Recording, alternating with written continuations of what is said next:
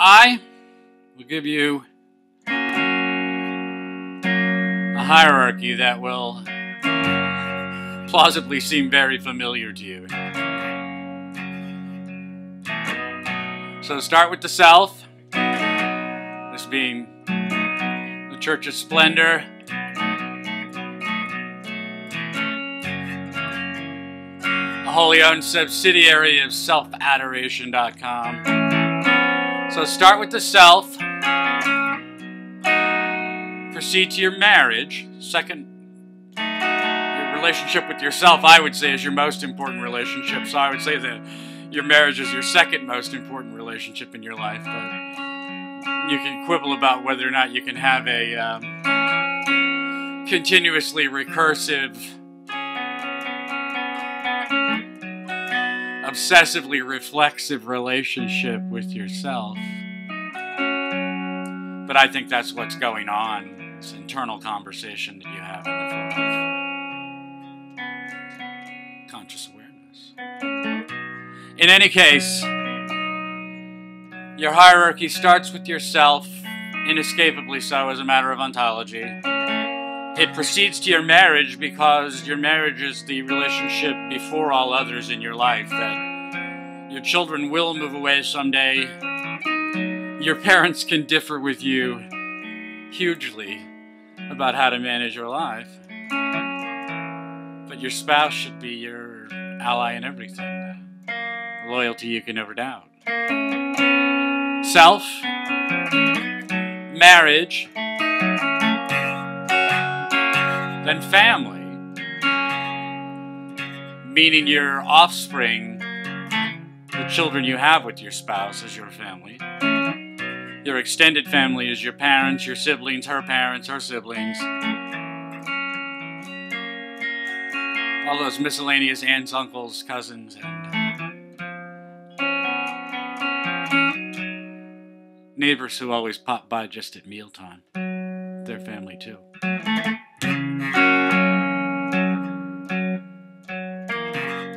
So self, marriage, family. What comes next? What comes next?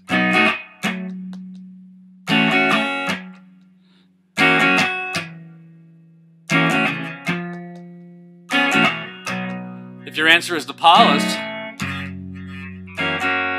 you're stuck where everybody else is.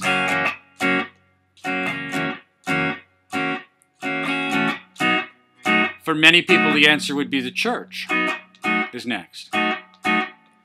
And I think that's an appropriate answer kind of masked in an inappropriate solution.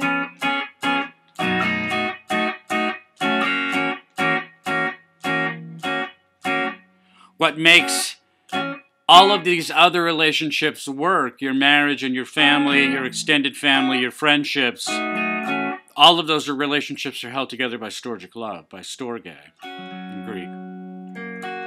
The storgic love is the enduring love of families. It's the love that keeps coming back. It's the love that endures slings and arrows, slights and insults. It's the love that keeps you and your friends or your extended family or your parents or your brothers or sisters, keeps you family even when you've had disagreements, even when you've had arguments, even when you've had actual fights. You're still family. And it's the enduring love of families that keeps you together. And there is no enduring love of families for the polis, not if there's nothing in between. Which is why we have such a problem with patriotism in the West today. But that next relationship up from the family should be there. Call it a church, call it what you want, but a storgic family of families, a group of families who like and understand each other, who share common expectations, who share common goals and values, and want to see each other thrive. Do not want to see each other sunder, want to help each other when they're sundering, but also just want to help each other thrive all the time. A community of like minds. And this is organized now only in the form of religion because it's the only way that we can think of organizing things like that. There are some organizations that are slightly similar, like Toastmasters, for instance, and fraternal organizations and league sports. Lots of ways that people find of getting together and creating those kind of storgic communities. That's what matters. They create the storgic community when they think they have a bowling league. Go to the skate park and look at all the love. I mean, and it's pure DS love, too. It's all about doing, but it's all about getting better, and it's all about helping each other get better, and about not getting in each other's way, but also being there for each other when people need you. Very storgic, very loving, very supportive. You point this out to the people who are there, and they'd look at you like you're from planet Mars, but that's what makes it work. That's what makes it work, is the storgic love. And that's what makes every enduring social relationship work. If it's voluntary, if it's involuntary, I don't care. It's just a slave gang. It's just a prison.